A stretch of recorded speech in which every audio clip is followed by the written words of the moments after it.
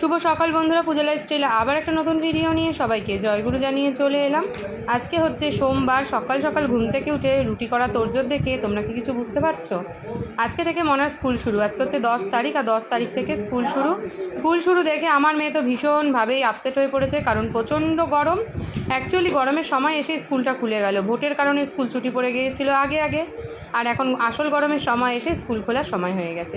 কিছু করার নেই, স্কুল খুললে তো স্কুলে যেতেই হবে। আজকে বানাবো একটু টিফিনে ওর জন্য চানা মশলা। আজকে ওর ফার্স্ট ডে স্কুল, তাই স্পেশাল কিছু বানিয়ে দিতে হবে। এটা আমার মেয়ের একরকম হুকুম বলতে পারো। ছেলে মেয়েদের হুকুম তামিল করাই মায়েদের হলো প্রধান কাজ। আজকে আমি করছি, একসময় আমার মাও করেছে, আর আজও হয়তো আমার মা করে চলেছে আমার আর আমার বোনের হুকুম তামিল। শুধু তাই নয়, এখন তো আমার মায়ের 3টি সন্তান, মানে আমার মেয়ে, সেও জড়ো হয়েছে এসে দিম্মাস কাছে। এমনভাবে সে আবদার করে, মনে হয় যেন আমার মায়ের কাছে আমাদের থেকে বেশি আমার মেয়ে দামি, মানে আসলের থেকে সুদ বেশি, সেই কথাতে আছে না, সেরকম ব্যাপার আর কি। যাই হোক, এটা সবার ক্ষেত্রেই হয়তো হয়ে থাকে, আর এই আদরগুলি সারা জীবন মানুষের জীবনে থেকে যায়। এই যে দিম্মার আদর, মনির আদর, এই আদরগুলো না জীবনের সর্বশ্রেষ্ঠ পাওয়া। আর সেই আদরের কথা বলতে গেলেই আমার বারবার আমার মাসির কথাটা মনে পড়ে যায়। যাই হোক, অনেক কষ্ট করে সেই শোক কাটিয়ে ওঠার চেষ্টা করছি আমরা প্রত্যেকেই। কাটিয়ে উঠতে পারবো না কোনো দিনই সেটা জানি, তবু কাটিয়ে ওঠার চেষ্টা আর কি। প্রচণ্ড গরমে ভীষণ জল তেষ্টা পেয়ে গেছে, আর আজকে রান্নাবান্না করতে হবে। মানে মেয়ে স্কুল যাবে, সেই টিফিন করা, রুটি করা। এই রুটি করাটা যে সকালবেলা উঠে কী বড় একটা কাজ, সে যারা করে তারাই জানে। আমার মা যেমন প্রত্যেক দিন করে, আমাদের যেমন মাঝে মাঝে তবু বন্ধ হয়, কারণ মেয়ে স্কুল না গেলে বা স্কুলে কোনো দিন রুটির বদলে অন্য কিছু নিলে। তবে আমার মা তো 12 মাস করে আসছে, কারণ বাবা দুপুরে টিফিনে ওই রুটিটাই শুধু খেয়ে থাকে। ওদিকে রান্নাবান্নাটা হচ্ছে, মাছের ঝোলটা ওদিকে বসানো, আর চানা মশলাটা এখনও হয়নি। কারেন্ট চলে গেছিলো বলে চানা মশলাটা না করতে পারিনি। এখন চলো ঠাকুর বাসন মাজবো সবার আগে, কারণ কাল রাতে আর ঠাকুর বাসন মাজা হয়নি, কলে জল চলে গিয়েছিলো। আর রাতে যখন বাড়ি এসেছি তখনও জল ছিল না। তারপরে ঘর মুছবো, ঘরটাও মোছা হয়নি। আর মনার আজকে অনেক দিন পর স্কুল, মনা প্রচণ্ড টেনশানে আছে, কারণ প্রচণ্ড গরম। আর স্কুলের ড্রেসটা তো সুতির না, ওটা একটু সিনথেটিক টাইপেরই হয় চুড়িদারটা, ওটা পরেও কতক্ষণ স্কুলে থাকতে পারবে। প্রচণ্ড গরম। জানি না, স্কুলে যদি আবার ছুটি ডিক্লেয়ার করে দেয় তাহলে খুবই ভালো হয়, কারণ প্রচণ্ড পরিমাণে গরম পড়েছে। এখন স্কুলের কী সিদ্ধান্ত সেটা স্কুল বা সরকারের পক্ষ থেকেই জানা যাবে। দেখা যাক, মনে আজকে স্কুল যাক, কী করে গিয়ে কিছু বুঝতে পারছি না। সকাল সকাল গণেশের জন্য নিয়ে যাচ্ছি থানকুনি, আর আমার মেয়ে তো দেখেই একদম ওষ্ঠাগত, বলে দূর এই থানকুনি পাতা খেতে হবে। তাই থানকুনি পাতাটা ওকে দিয়ে দিলাম, আর আমাকেও যে খেতে হবে এই ভেবেই আমার মাথা গরম হয়ে যাচ্ছে। আমার মেয়েকে কি বকবো, আমি তো নিজেই খেতে পারি না। তারপর এই যে দুজনের জন্য খাবার নিয়ে এসেছি, দুজনকে একসাথে খাইয়ে দেবো একই থালায়, কারণ বাবা আর মেয়ে দুজন মেয়েই এখন বেরোবে। আর আজকে আমাকে অনেক দিন পর একা থাকতে হবে, এটা আমার একেবারেই ভালো লাগছে না।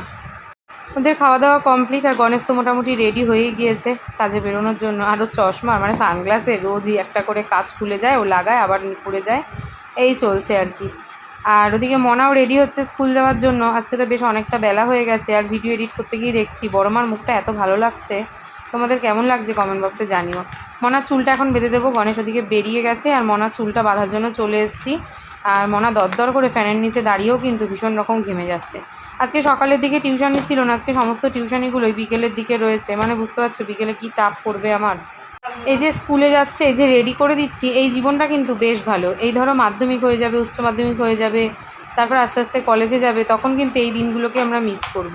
অনেক হইচই করে সকালবেলা হয়তো অনেক তাড়াহুড়ো করে তার মধ্যে দিয়ে রেডি হওয়া, স্কুল যাওয়া, টিফিন করা, কিন্তু একটা সময় যখন আবার এই দিনগুলো শেষ হয়ে গিয়ে অন্য দিন আসবে, তখন আবার এই দিনগুলোকে আমরা মিস করব। তা আমরা মানুষরা এরকমই, ঠিক তাই না? সব কিছুর মায়ায় পড়ে যাই আর কি। অনেকদিন পর মনার আবার স্কুল, তো মনা স্কুলে যাওয়ার জন্য মোটামুটি পুরো রেডি হয়ে গেছে, কেস মোজা সব করে নিয়েছে। আর আমার জন্য নাকচা বেরিয়ে, নাকের এটা মনে হচ্ছে কি আরেকটু চাপা হলে ভালো হতো, নাকে আজকে অনেকদিন পর পড়েছি এরকম নাকে, তাই মনে হচ্ছে কি জানি। যাই হোক, চলো বেরোই, ওকে নিয়ে ওকে গাড়িতে তুলে দিয়ে এসে ফুল আনবো। ঠাকুরের একটু ফুল নেই, কালকে ফুল ছাড়া পুজো দিয়েছি। আর ফুল ছাড়া না পুজো দিতে যেন কেমন একটা লাগে, সিংহাসনটা পুরো ফাঁকা ফাঁকা লাগে, দেখতেও ভালো লাগে না। আমার আইবুড়োও করতে হবে, ভুরু উঠে গেছে, মুখটা যেন কেমন একটা বিচ্ছিরি লাগছে। এখন এসে মনাকে দিয়ে এসে সবার আগে টিফিন খাবো, কারণ খুব খিদেও পেয়েছে।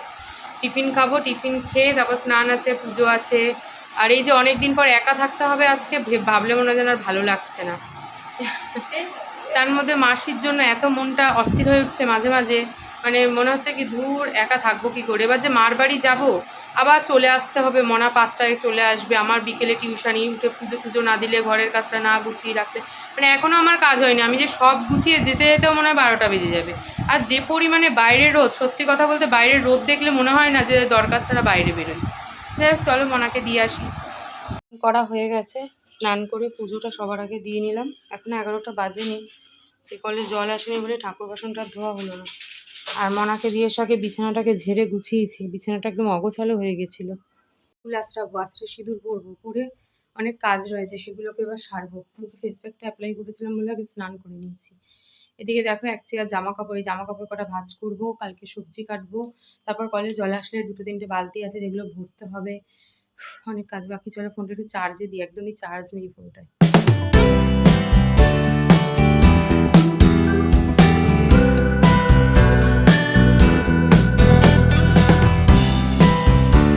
হলো কালকে সবজি, এখানে যেটা কেটেছি সেটা হচ্ছে কলমি শাক, আরও সমস্ত সবজি কাটাকুটি করব। দেখো আজকে আমি টিপ করতেই ভুলে গেছি, চুল আসলে সিঁদুর পরে টিপ না পরেই বসে পড়েছি।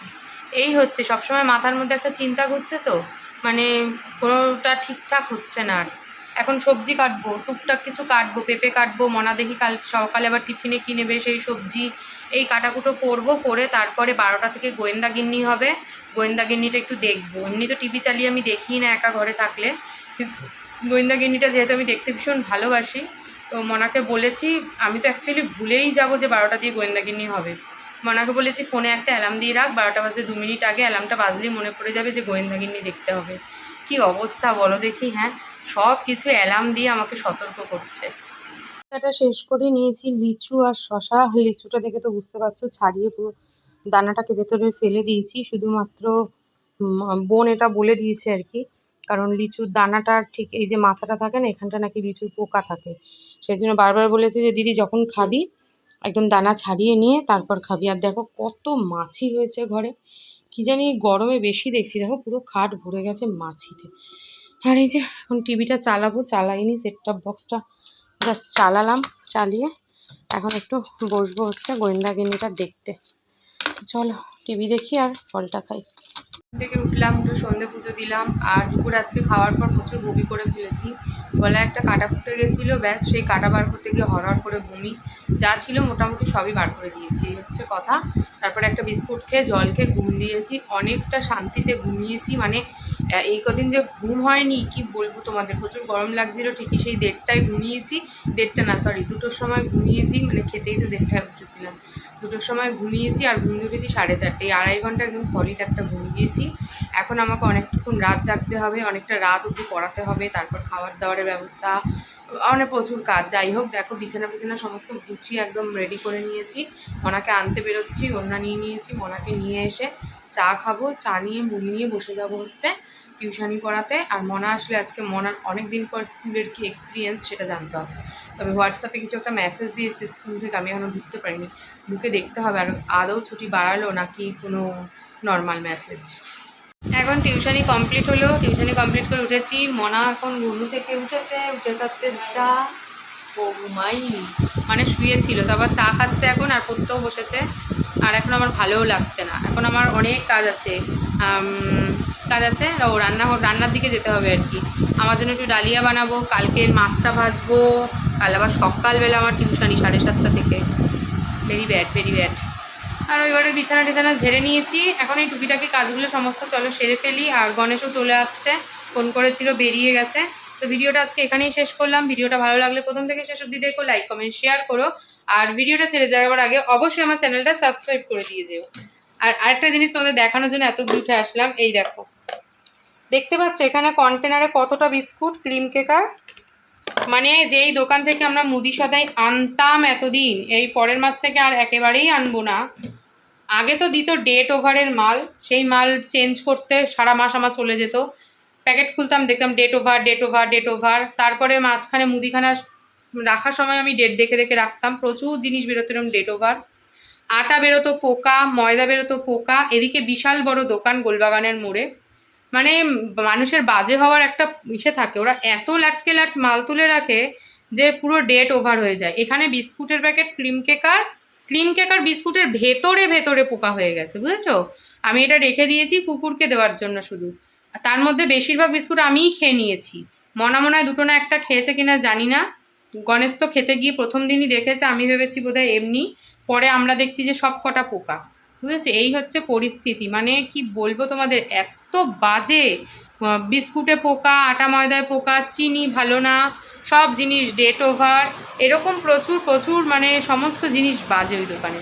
এই মাস থেকে আর ওখান থেকে মুদিখানা আনছি না। যাই হোক, টাটা, চলো দেখা হচ্ছে নতুন ভিডিও।